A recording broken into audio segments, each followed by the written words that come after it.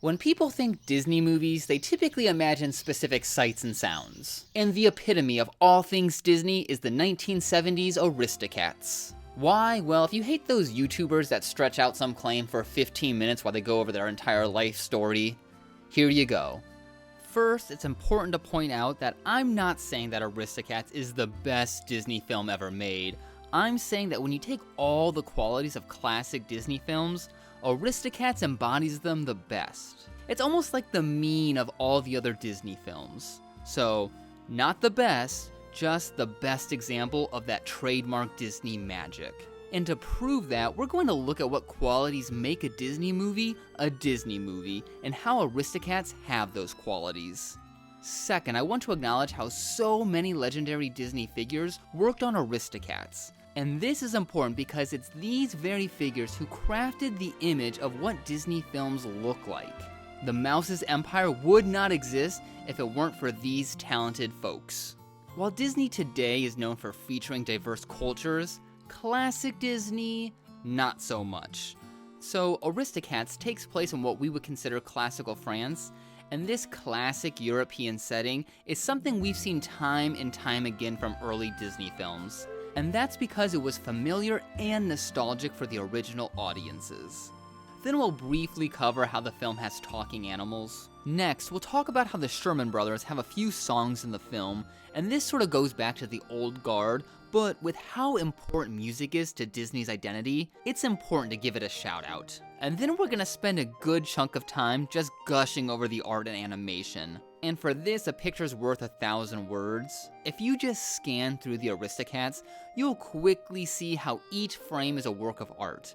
So we'll take some time to appreciate both the backgrounds and the animation itself. Then we'll acknowledge how cruel and evil classic Disney villains are and how Edgar is no exception. Plus, Edgar, in classic Disney fashion, succumbs to a traditional dark Disney death. Finally, we point out how classic Disney films are known for their bits of racism and adult humor, so if you're not aware of Shun Gone, you're in for a treat.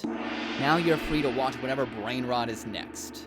For the rest of you, put on your mouse ears and let's dive into the Aristocats. Walt and the Olde Gaurd. The original Disney Studios' creative success was due to three things: leadership, art, and music. You had the Sherman Brothers composing catchy songs, the 9 old men animators bringing imagination to life, and Walt acting as the gatekeeper. And he wasn't just a figurehead, he was intimately involved with every aspect of his films. Meaning without Walt's signature, whatever it was cut. And that's why classic Disney films have this consistency that modern Disney just lacks. There's no specific lens viewing everything. But of course, Walt Disney can't single-handedly do everything. Who would take care of his mustache? That's where people like the Sherman Brothers or the 9 old men come into play. Their talent created the blueprint for what we consider a Disney movie, and so many people from this Olde Gaurd touched Aristocats. Now, Walt Disney himself did pass in 1966, 4 years before the release of Aristocats. So while not as personally involved as films like Snow White or Dumbo, he did give it the green light himself. Meaning if Aristocats lacked that Disney magic, he would have passed. Time period in place. Now, when I think of Disney, I think of a pre-World War II Europe. And I mean pre. We really didn't get Disney's take on the modern world until films like Oliver and Company, The Goofy Movie, and Lilo and Stitch. The original films resonated with the original audiences because it played on their sense of nostalgia. I guess member berries have always existed. And now in 2026, these settings feel like a faraway fantasy of a simpler time that's impossible to return to. In Aristocats, we see people wind up their cars, listen to combustion engines, and see people enjoy more classic hobbies. These products of their time create a more fantastical Disney image than, say, opposed to watching animals text in Zootopia. And speaking of talking animals have existed since the dawn of storytelling. So while not unique to Disney, it is definitely a calling card. Whether it's anthropomorphic animals like in Robin Hood, or the more secret life of animals where humans don't hear or understand them. So while not uncommon by any means, even outside the realm of Disney, it's still a quality that makes Aristocats the most Disney of the Disney films. Catchy songs. What's a true Disney film without some catchy tunes? Music has been at the heart of Disney's success since the beginning with Steamboat Willie. And no, not every Disney film has songs, but the musicals are way more memorable. Heck, they're usually the most memorable parts of the movie. You may not remember every story beat to the Aristocats, but there is no way you're forgetting Everybody Wants to Be a Cat. But any film can have a song. There's something specific about Disney songs, specifically those early Disney music tracks. And that's all thanks to the Sherman Brothers, Robert and Richard. And if you don't think you know the Sherman Brothers, well, you know the Sherman Brothers. For a time, they were Disney Studios' only staff musicians. That means they single-handedly created what we perceive to be that classic Disney music vibe. I can't play any of their music because, well, you can't see them. Mickey Mouse is right behind the camera. Yo, keep your mouth shut if you know what's good for you. Ha-ha! Sorry, sir. I understand. The Sherman Brothers wrote several songs for the Aristocats, but much like having Walt's Blessing, just having even one Sherman Brothers song is enough to keep it connected to those classic Disney roots. And I'm not saying A Parados and Scales is the best end-all be-all Disney song, because that answer is clearly, but it still has that simple charm that worms its way into your ear. Art and animation.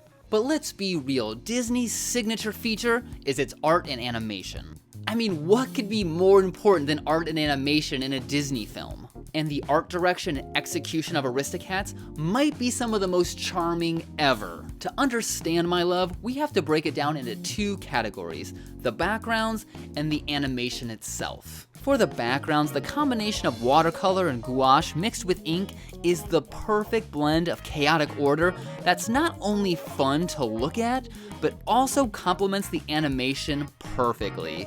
None of those Scooby-Doo thick line shenanigans. And Aristocats' story takes it all over the real and recognizable world. We have Madame's fancy house, the French countryside, the streets of Paris, all very different environments, yet they all are equally as whimsical due to the craftsmanship.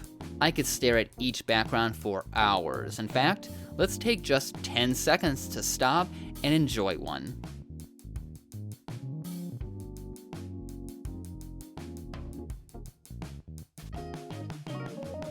Yeah, that's nice. I just picked this frame at random. The cool colors of the reeds in the front, the warmth of the dirt and stone. Anyone who draws knows how annoying getting convincing drapery is. And the lines and patterns of the reeds fill in the space without being distracting. I could go on and on about almost every frame. If some child of a billionaire is watching this video and gets a kick out of it, please send me one frame from this movie. One of the reasons Aristocats was able to showcase such charming backgrounds was thanks to the small team that created them. When only 3 people are largely responsible for a project, it's a lot easier for the end result to match the feeling of the concept. It's kind of like that game Telephone. The more people involved, the more that the original intent and feeling can change. For the animation, first we have to acknowledge how 6 of the 9 old men worked on Aristocats. And who are the 9 old men? They're basically the people who invented the animated film genre. These are artists who have been perfecting their craft since Snow White released in 1937, meaning they had 30 years of experience before they started working on Aristocats. These were artists in their prime, and it shows as every single frame is a work of art.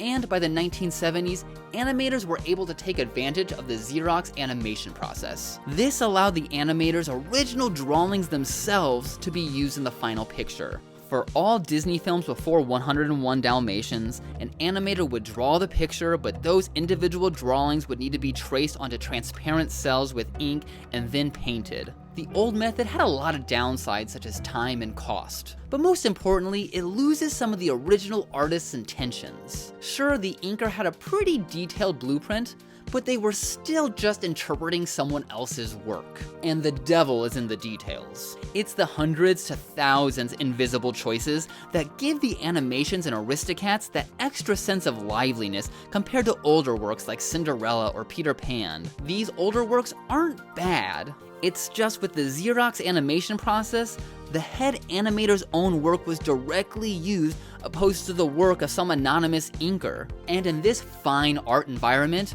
all of the individual choices add up. Villains. Disney villains in the classic films are a whole other level of evil. You got Honest John selling kids, the Red Queen hot for decapitation, Captain Hook looking to drown kids. Even by today's standards, that's pretty dark. So, on the surface, Edgar's plan doesn't seem to be on the same caliber as, say, the Wicked Queen poisoning Snow White. But put yourself in the shoes of a child. For a 3 to 8-year-old, they probably love a family of cute talking cats than their own moms and dads. So when Edgar goes to get rid of Duchess and her kittens, it's just as evil as any major Disney villain. Look at the way he just straight up tries to kill O'Malley. I can only hope that we see that level of savagery in Frozen 3. And you can't call anyone a classic Disney villain if they don't succumb to some horrible violent fate. Seriously, what is up with classic Disney and the violent deaths? And luckily, Aristocats understood the assignment, with Edgar getting trapped in a trunk being sent to Timbuktu. And while not the most violent death, that would be Ursula getting impaled by the ship, Edgar waking up in his tomb only to slowly realize his fate is terrifying enough for Aristocats to be considered the most Disney film. Come on, man, cats live for like 20 years. Racism and adult humor. But the quality that really solidifies Aristocats to be the most Disney of the Disney film is just that touch of racism. During the main song, Everybody Wants to Be a Cat, we're treated to Shun Gon, who sings Shanghai, Hong Kong, Egg Foo Young, Fortune Cookie Always Wrong. And these lyrics have no connection with any previous part of the song. But the folks at Disney heard it and thought, we gotta have it. It's what Walt would have wanted. But avert stereotypes aside, Disney films are littered with adult humor. If you don't have someone looking down someone's shirt, talking about foot size, or, just inserting a picture of a topless woman, can you really call it a Disney film? To meet its quota, Aristocats has Uncle Waldo, or as I like to refer to him as, Drunk Goose.